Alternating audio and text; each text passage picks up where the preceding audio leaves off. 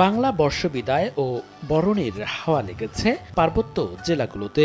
পাহাড়ের সবচেয়ে বড় এই সামাজিক উৎসব উপলক্ষে শুরু হয়েছে নানা আনুষ্ঠানিকতা।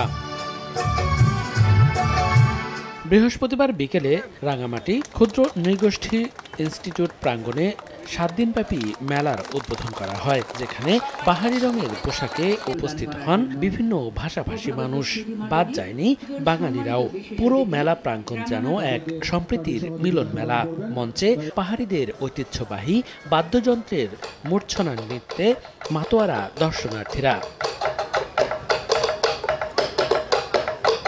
বিজু, বৈশুক, সাংরাই, বিহু, বিশু নানান নামে আয়োজিত বিভিন্ন জাতিগোষ্ঠী ভিন্ন ভিন্নভাবে উৎসব পালিত হয় পার্বত্যাঞ্চলে। মূলত চৈত্রের শেষ দিন ও নববর্ষ বরণকে উপলক্ষ করে এই অনুষ্ঠানের আয়োজন হলেও পক্ষকাল ব্যাপী থেকে যায় এর রেশ।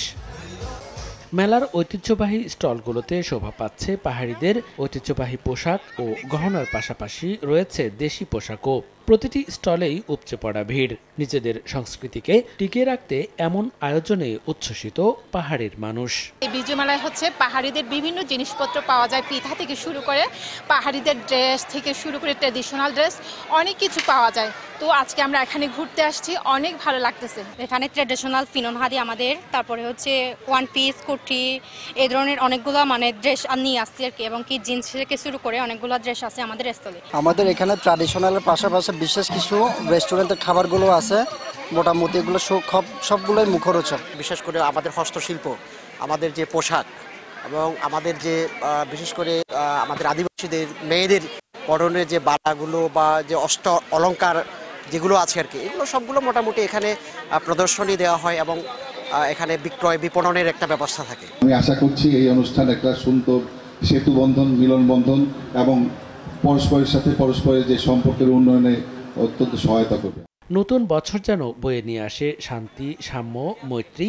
এই বার্তায় মেলার মাধ্যমে প্রকাশ আর বিভিন্ন ভাষাভাষী জাতিগোষ্ঠীর সংস্কৃতিকে তুলে ধরতেই এই আয়োজন বলে জানান সংশ্লিষ্টরা। নতুন বছরে আমরা অঙ্গীকার করি যাতে আমরা ভালো থাকতে পারি, ভালোভাবে চলতে পারি এবং নতুন বছর যেন আমাদের জন্য বয়ে নিয়ে আসে।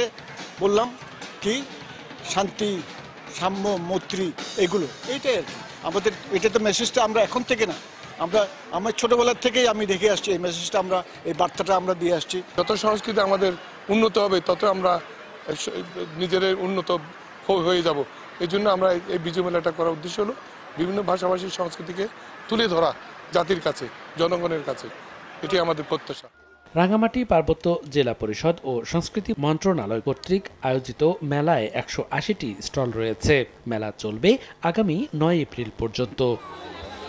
সময় সংবাদ, রাঙামাটি।